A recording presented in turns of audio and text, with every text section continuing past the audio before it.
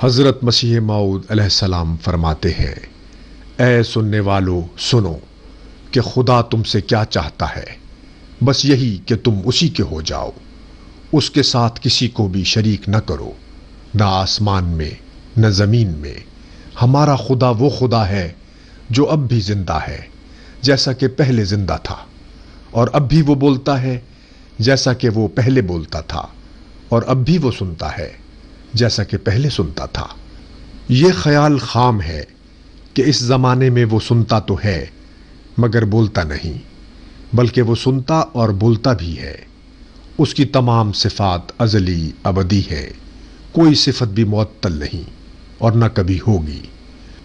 وہ وہی واحد لا شریک ہے جس کا کوئی بیٹا نہیں اور جس کی کوئی بیوی نہیں۔ وہ وہی بے مثل ہے جس کا کوئی ثانی نہیں، اور جس کی طرح کوئی فرد کسی خاص صفت سے مخصوص نہیں، اور جس کا کوئی ہمتا نہیں، جس کا کوئی ہم صفات نہیں، اور جس کی کوئی طاقت کم نہیں۔ وہ قریب ہے باوجود دور ہونے کے، اور دور ہے باوجود نزدیک ہونے کے۔ وہ تمثل کے طور پر اہل کشف پر اپنے تئیں ظاہر کر سکتا ہے، مگر اس کے لیے نہ کوئی جسم ہے اور نہ کوئی شکل ہے۔ الوصیت روحانی خزائن جلد 20 صفحہ 310 309 310